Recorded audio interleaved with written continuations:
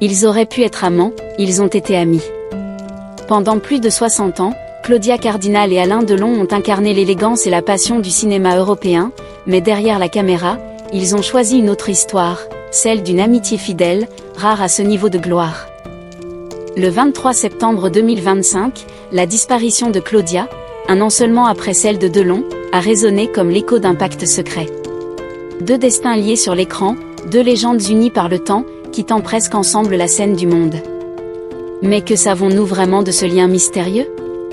Comment expliquer que deux icônes, entourées de rumeurs, aient toujours préservé une relation sans faille ?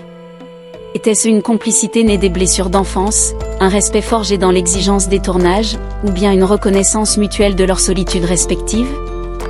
Et vous, spectateurs, croyez-vous encore à l'existence d'amitiés indestructibles au cœur d'Hollywood et de Sin City ? Revenons en arrière. Tout commence sur le tournage de Rocco et ses frères de Luchino Visconti. Elle, jeune Sicilienne de Tunis encore hésitante, lui, le plus beau mec de la terre, selon ses propres mots. Entre Claudia et Alain, l'alchimie fut immédiate, si intense que Visconti les réunit de nouveau pour le Guépard. Leurs regards, leurs gestes, ce fameux baiser guidé par le cinéaste, restent gravés dans l'histoire du cinéma. Pourtant, contrairement aux apparences, leur relation ne se transforma jamais en romance. C'est là le paradoxe qui nourrit aujourd'hui encore notre fascination. Comment un couple aussi incandescent à l'écran a-t-il choisi, dans la vie, l'amitié plutôt que l'amour ? Claudia Cardinal n'était pas seulement une actrice flamboyante.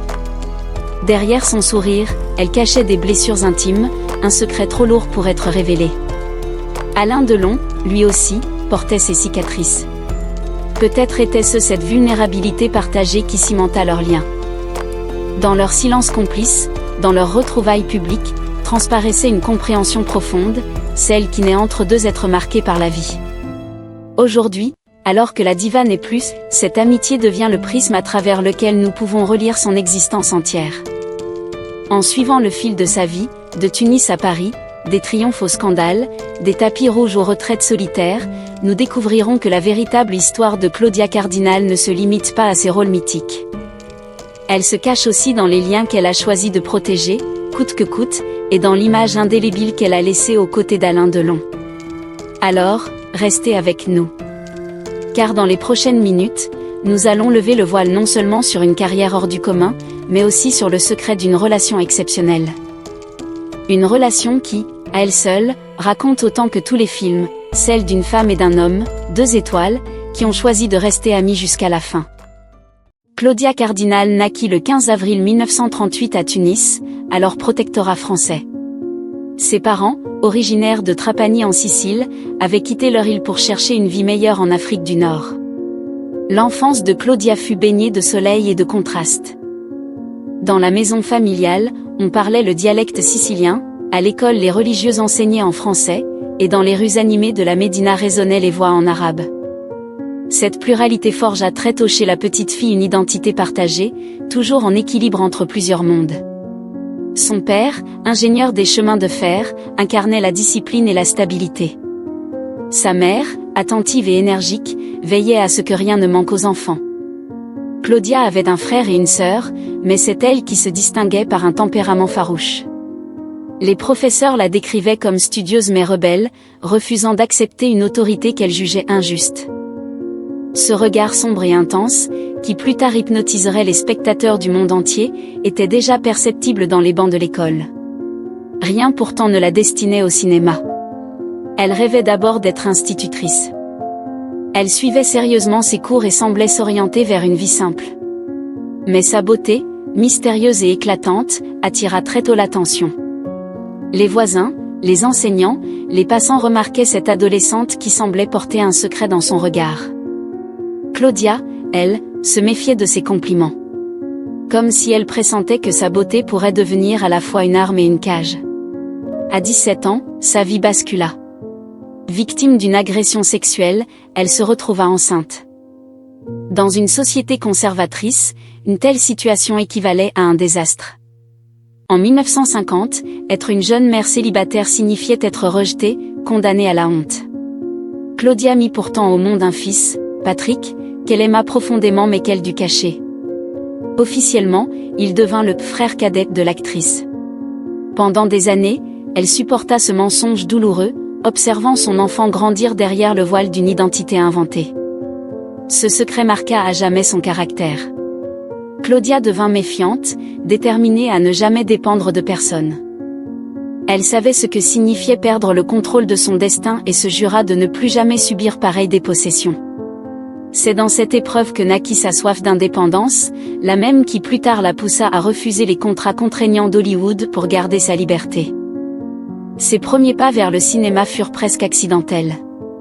En 1957, elle remporta un concours de beauté locale, la plus belle italienne de Tunis. Le prix lui permit de participer au Festival de Venise, où son visage attira l'œil des producteurs italiens. Claudia hésitait, elle ne parlait pas italien, ignorait tout du cinéma, et se méfiait d'un univers qu'elle jugeait superficiel. Pourtant, ce voyage scella son destin. Elle entra dans le monde du cinéma comme on franchit une frontière invisible, avec crainte mais aussi curiosité. À cette même époque, de l'autre côté de la Méditerranée, un jeune homme au destin tumultueux s'apprêtait lui aussi à conquérir les écrans, Alain Delon.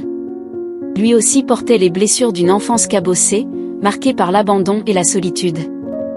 Deux trajectoires parallèles, deux enfances blessées, prêtes à se croiser dans l'univers impitoyable du cinéma. Était-ce un hasard si ces cicatrices partagées devinrent, plus tard, le ciment d'une amitié indestructible ? Et si la rencontre entre Claudia Cardinal et Alain Delon avait été écrite dès l'enfance, dans leurs douleurs respectives ? Comment ces deux âmes marquées par le manque et la peur allaient-elles devenir, à l'écran, l'un des couples les plus incandescents de leur époque ? La réponse se trouve dans leur ascension fulgurante vers la gloire. À la fin des années 1950, Claudia Cardinal posa le pied en Italie, timide et incertaine, parlant à peine l'italien. Pourtant, dès ses premiers pas, les producteurs comprirent qu'ils avaient découvert un diamant brut. Son visage sculptural, ses yeux brûlants, sa voix rauque la distinguaient immédiatement. Chaque apparition, même furtive, retenait l'attention des spectateurs. Elle n'était pas une simple beauté, elle incarnait déjà une énigme. Sa carrière prit un tournant décisif en 1960, lorsque Luchino Visconti l'engagea dans Rocco et ses frères. Elle y donna la réplique à Alain Delon. Ce fut une révélation, leur alchimie éclatait à l'écran. Le public fut séduit par cette actrice qui semblait combiner force et fragilité, intensité et retenue. La rencontre entre Cardinal et Delon marqua le début d'une complicité qui allait traverser toute leur vie. 3 ans plus tard, Visconti les réunit à nouveau dans Le Guépard. Claudia y incarna Angelica Cedara, tandis qu'Alain Delon jouait Tancrède. La scène du bal, où leurs regards se croisent et se répondent dans une danse somptueuse, demeure l'un des moments les plus inoubliables du cinéma mondial. Pour le public, ils formaient un couple incandescent, symbole d'une génération dorée. Mais derrière cette passion filmée, leur relation demeura une amitié indestructible, scellant leur singularité. 1963 fut aussi l'année où Claudia tourna avec Federico Fellini dans 8 et demi. Son rôle, bien que secondaire, irradia d'un charme magnétique. Elle devint l'une des figures centrales du cinéma italien en plein âge d'or. Sa capacité à s'imposer, même dans les seconds rôles, révélait une présence hors du commun. À la fin des années 1960, Claudia Cardinal franchit une nouvelle étape avec Il était une fois dans l'Ouest de Sergio Leone. Pour la première fois dans un western, une femme devenait le pivot de l'intrigue. Son personnage, Gilles, veuve déterminée, allia sensualité et courage. Le film devint culte, et Claudia acquit une renommée mondiale. Hollywood tenta de la séduire. Elle apparut dans La Panthère rose aux côtés de David Niven et Peter Sellers. Elle tourna aussi dans Les Centurions de Mark Robson, où elle retrouvait Alain Delon. Mais elle refusa toujours de s'installer aux États-Unis. Elle tenait à rester libre, à choisir ses rôles en Europe, loin de la logique des contrats exclusifs. Cette indépendance renforçait son aura. Dans les années 1960 et 1970, Claudia fut omniprésente dans la presse internationale. On la retrouvait en couverture de Vogue, Paris Match, Life. Elle devint une icône de mode, une muse pour les photographes, une source d'inspiration pour les femmes qui voyaient en elle une beauté affirmée, méditerranéenne, différente des standards froids de l'époque. Pourtant, cette célébrité l'enferma aussi. Trop souvent, on ne lui proposait que des rôles de femme fatale. Claudia souffrait de cette réduction. Elle voulait être reconnue comme actrice, pas seulement comme icône. Elle dira un jour, « Ma beauté a été ma prison ». Malgré cette frustration, elle continua d'accumuler les succès. Elle travailla avec Mauro Bolognini, Valerio Zurlini, Henri Verneuil. Elle donna la réplique à Jean-Paul Belmondo, Jean-Louis Trintignant, Marcello Mastroianni. Son talent et sa présence confirmèrent son statut d'étoile internationale. Mais plus la gloire grandissait, plus une fissure apparaissait. Derrière les sourires et les robes somptueuses, Claudia portait toujours le poids de son secret. Cette blessure invisible contrastait avec l'image éclatante projetée à l'écran. Et tandis qu'elle atteignait les sommets du cinéma mondial, une question demeurait, combien de temps pourrait-elle dissimuler les ombres qui l'accompagnaient depuis l'adolescence ? Sous les projecteurs, Claudia Cardinal incarnait l'image de la perfection. Les robes somptueuses, les tapis rouges, les flashs créaient un halo autour d'elle. Mais derrière cette lumière, une ombre grandissait, une ombre que peu connaissaient. Car la vérité, plus douloureuse que n'importe quel rôle, la poursuivait depuis ses 17 ans, l'existence de son fils Patrick, présenté au monde comme son frère cadet. Pendant des décennies, ce mensonge pesa sur ses épaules. Chaque apparition publique, chaque interview, chaque photo de famille devenait une épreuve. Comment regarder son propre enfant et prétendre qu'il n'était qu'un frère ? Comment vivre avec ce déchirement quotidien ? Claudia avait choisi le silence, contrainte par une époque où une telle révélation aurait ruiné sa carrière naissante. Ce secret, qu'elle ne dévoila que bien plus tard, marqua toute sa vie. Il expliquait son indépendance farouche, sa méfiance envers les studios, son refus de se laisser enfermer. Elle savait trop bien ce que signifiait être dépossédée de son destin. À ce fardeau intime s'ajoutait une relation complexe avec Franco Cristaldi, son mentor, son protecteur, mais aussi son geôlier. Ce producteur influ l'avait prise sous son aile, l'avait propulsée au sommet, mais au prix d'une emprise étouffante. Cristaldi contrôlait ses choix, ses rôles, parfois même sa vie privée. Leur lien était ambigu, mélange d'amour, de dépendance et de domination. Le conflit autour de Patrick révéla l'ampleur de cette emprise. Cristaldi, à un moment, voulut intervenir dans l'éducation de l'enfant. Pour Claudia, c'était une intrusion insupportable. Elle dut se battre pour préserver le peu d'espace intime qui lui restait. Dans les coulisses, Claudia se sentait prisonnière. L'industrie ne cessait de la réduire à son image de femme fatale. Sa voix grave et étrangère, autrefois perçue comme un défaut, était devenue sa signature, mais aussi un carcan. Trop souvent, on lui proposait des rôles où sa beauté primait sur la profondeur. Elle souffrait de cette réduction. Elle voulait être reconnue comme actrice, pas seulement comme icône. Elle confia un jour, « Ma beauté a été ma prison ». Une phrase qui résonne comme un cri. Car l'adoration du public cachait une réalité douloureuse, derrière l'idole, il y avait une femme enfermée dans une image. Les années 1970 révélèrent aussi l'envers du décor financier. Malgré une carrière prestigieuse, Claudia découvrit un jour que son compte en banque était presque vide. Des contrats défavorables, une gestion incertaine, des intermédiaires peu scrupuleux l'avaient fragilisée. Comment accepter qu'une star internationale, adulée à Cannes, à Hollywood, à Rome, puisse être ainsi trahie par l'argent ? Cette découverte fut un choc. Elle comprit que la gloire ne protégeait de rien, ni des humiliations, ni des désillusions. À ces blessures s'ajoutait une solitude grandissante. Elle apparaissait dans les magazines, entourée d'admirateurs, mais dans l'intimité, elle se sentait isolée. Les secrets qu'elle portait rendaient impossible toute transparence. Comment avouer à un ami, à un partenaire, qu'on vit avec une double vie ? Comment expliquer que derrière chaque sourire se cache une cicatrice ? Cette solitude pesa lourdement, renforçant l'aura mystérieuse qui fascinait tant le public. C'est peut-être cette vulnérabilité cachée qui renforça encore son lien avec Alain Delon. Lui aussi portait ses propres fêlures, ses propres scandales. Ensemble, ils partageaient une compréhension tacite, une reconnaissance silencieuse des blessures de l'autre.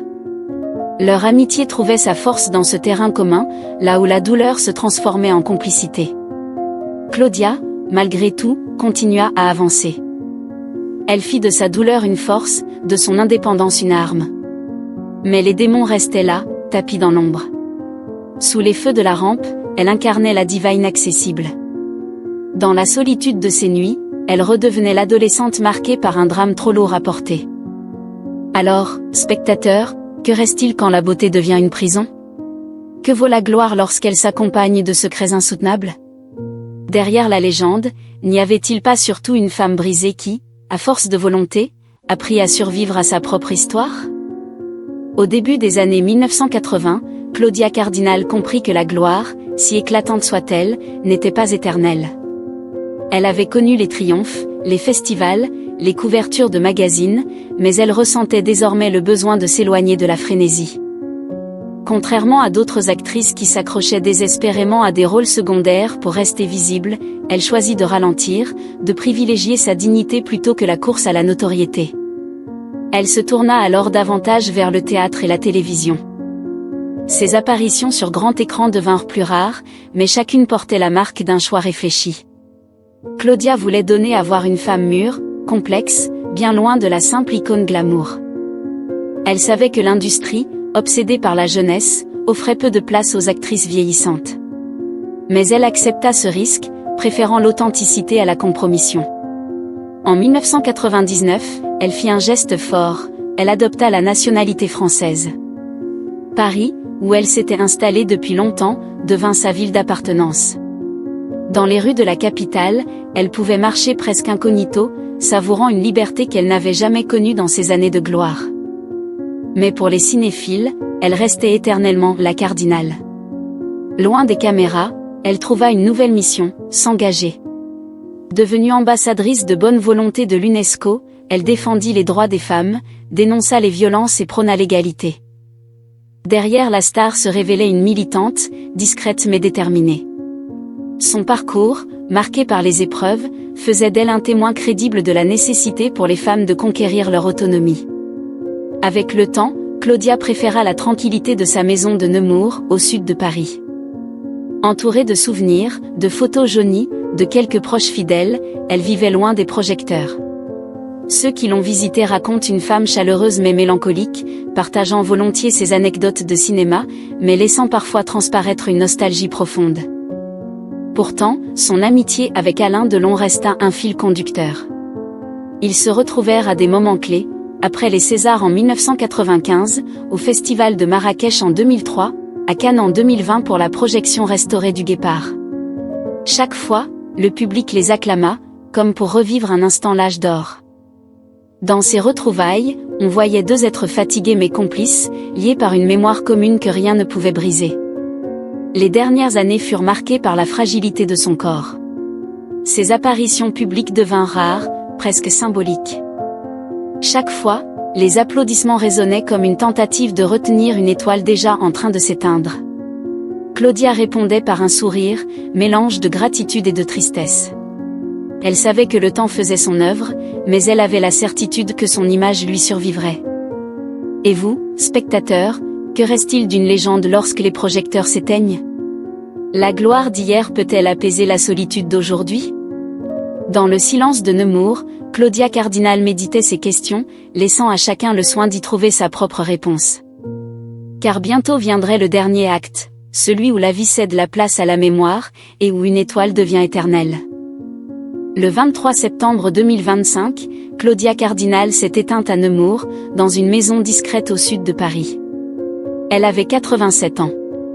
La nouvelle fit le tour de l'Europe en quelques minutes, provoquant un choc. En Italie, les journaux parlèrent d'un adieu à une reine. En France, où elle avait vécu ces dernières décennies, les hommages se multiplièrent. On célébrait non seulement l'actrice, mais aussi la femme qui avait choisi Paris comme port d'attache et qui y avait trouvé sa dernière demeure.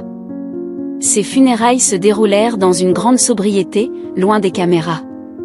Quelques proches, un cercle restreint d'amis, et beaucoup de silence. Mais ce silence fut vite comblé par les souvenirs. Des cinémathèques projetèrent ces films, les chaînes de télévision rediffusèrent Le Guépard et Il était une fois dans l'Ouest. Les réseaux sociaux se remplirent de photos d'archives, de témoignages bouleversés. On redécouvrait une femme qui avait marqué à jamais le cinéma européen. Que reste-t-il aujourd'hui de Claudia Cardinal? D'abord, une filmographie impressionnante. De Rocco et ses frères à 8 et demi, du Guépard au western de Léon, elle a laissé des rôles inoubliables. Mais au-delà des films, ce qui frappe, c'est son attitude. Claudia refusa toujours d'être réduite à un objet. Elle dit non aux contrats contraignants d'Hollywood, non aux rôles superficiels, non à la compromission. Elle préféra suivre son chemin, même si cela signifiait renoncer à certaines opportunités. Cette indépendance fait partie intégrante de son héritage. Elle inspira des générations d'actrices en quête d'autonomie. Comparée à Brigitte Bardot, Sophia Loren ou Catherine Deneuve, elle occupe une place singulière. Bardot fut l'icône de la liberté sexuelle, Loren la fierté italienne, Deneuve la froide élégance française. Cardinal incarna la beauté mystérieuse, la force silencieuse et surtout la résilience. Elle transforma sa douleur en énergie, ses cicatrices en puissance, et fit de sa vie un acte de résistance. Mais il y a aussi cette dimension intime, son amitié indéfectible avec Alain Delon. Leur duo sur l'écran, notamment dans Le Guépard, avait enflammé l'imaginaire. Dans la vie, ils choisirent l'amitié, un lien rare et fidèle. Quand Delon mourut en août 2024, Claudia écrivit des mots déchirants, « Le bal est fini ». Tancrède est partie danser avec les étoiles. Un an plus tard, c'était elle qui s'en allait à son tour. Comme si, dans un mystérieux accord, les deux étoiles s'étaient donné rendez-vous au-delà du temps.